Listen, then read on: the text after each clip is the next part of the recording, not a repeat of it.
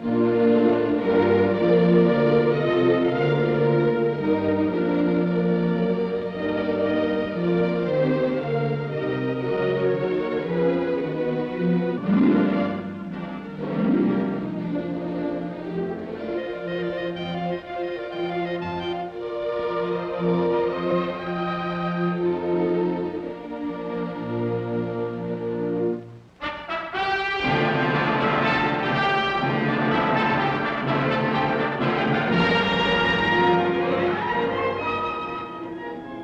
the top of the world, below the surface of a giant ice cap, a city is buried. Today on the island of Greenland, as part of man's continuing efforts to master the secrets of survival in the Arctic, the United States Army has established an unprecedented nuclear-powered Arctic Research Center. Located in a wilderness of ice and snow, Camp Century is 150 miles from Thule, its nearest base of supply. This is an ideal Arctic laboratory. For more than 90% of Greenland is permanently frozen under a polar ice cap which covers all but a few coastal areas of the island.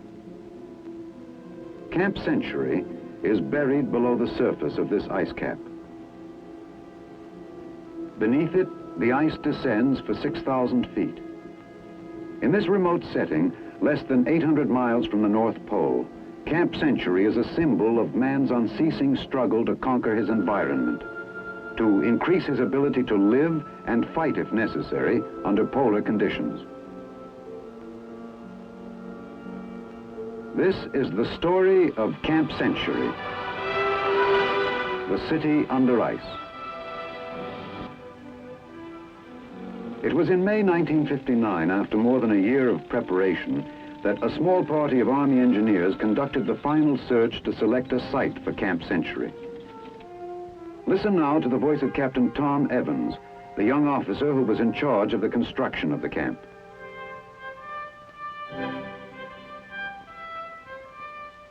This was the day we really got underway. Colonel Kerkering, commanding officer of the United States Army Polar Research and Development Center, was with me when we made the final reconnaissance. We needed a flat surface, a level with less than 1 degree of slope. This would minimize construction problems by enabling us to keep all of our tunnels on the same level. We finally picked this plateau, a smooth white plain of ice for as far as you could see. This was the closest location to Thule, our supply base, which would not be affected by the summer thaw. That first day, we set out flags marking the boundaries of the camp.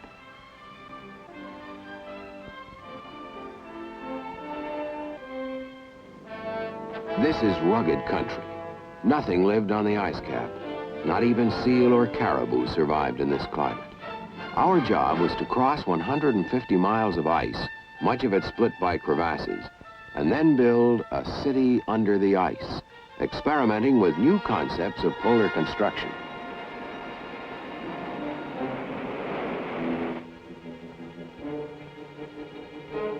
It was several weeks later, at a point where the ice cap sloped down to a narrow strip of barren land along the coast, that our supplies began rolling in by truck for transfer to sleds.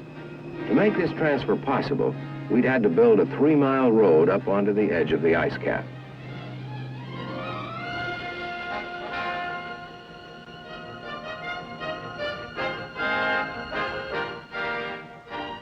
We brought in everything this way: construction materials, steel arches, clothing, nails, steel beams, prefabricated houses, lumber, food, even ice cream. In the months it took to build Camp Century, more than 6,000 tons of supplies were used.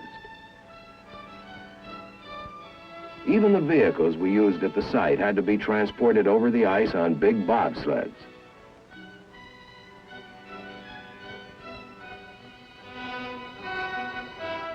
We called these convoys of 10 and 20-ton sleds heavy swings.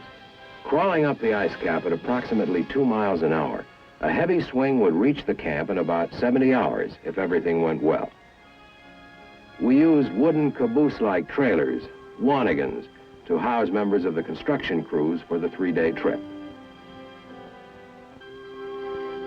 Mukluk, a 3-month-old Eskimo sled dog, went along as camp mascot, strictly against regulations. Caterpillar tractors with extra-wide treads pulled the heavy swings. Each tractor could pull from 50 to 100 tons. Finally, like a wagon train in the Old West, the first heavy swing got underway.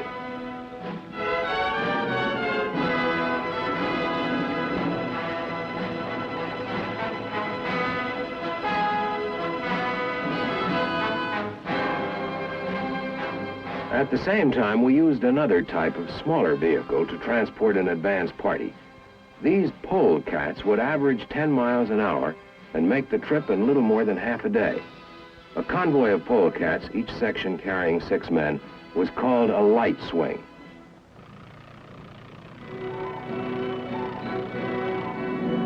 We also used light aircraft. Throughout the operation, these flights brought in key personnel, special cargoes, and mail. We couldn't forget anything. This wasn't country in which to turn around and go back. A compass was useless this close to the pole. Instead, our convoys followed a series of trail markers. Traveling in a Wanigan was a long way from the early tractor trains of the 30s with sourdough biscuits and warmed-up beans. From the days spent loading the heavy swing, the men's faces were already deeply sunburned. During the trip, in shifts, half the men rode and half slept. Navy-type bunks were used for sleeping, if you could sleep in the 24-hour sunlight.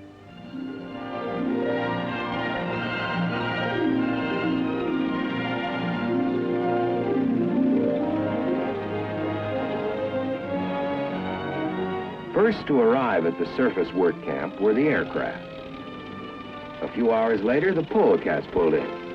For the next several months, this primitive scene of crowded James Way Arctic huts with outdoor latrines was our home. Now the real job began.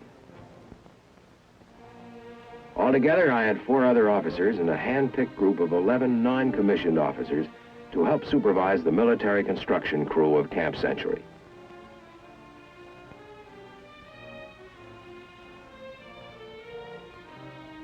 Plans for the camp had been developed months in advance. The basic concept was simple. A system of 23 trenches would be dug into the ice cap and then covered with steel arches and snow. Branching off the main communication trench would be a series of lateral trenches housing complete research, laboratory, and test facilities, modern living quarters and recreation areas, and a complex of support facilities. Since transporting great quantities of diesel fuel over vast Arctic wastes was impractical, we would install a nuclear power plant. To be absolutely certain that work was progressing properly, I held nightly construction conferences. Each of the men assigned to me was an expert in some aspect of heavy construction.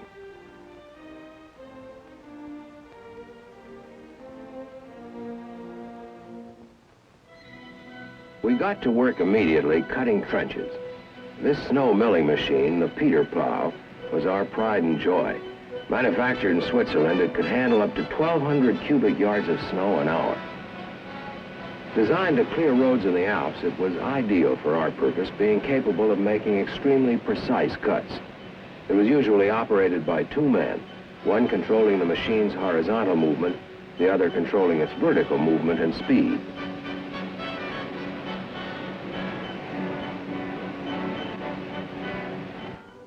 When a trench was several feet deep, planks were put down on the shoulders of the cut. Later on, these planks would be used to support the steel arch roof which would cover the trench.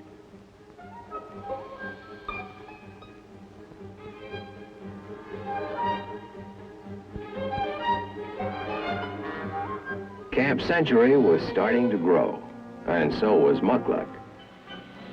We used 3 Peter plows to cut all the different trenches we needed.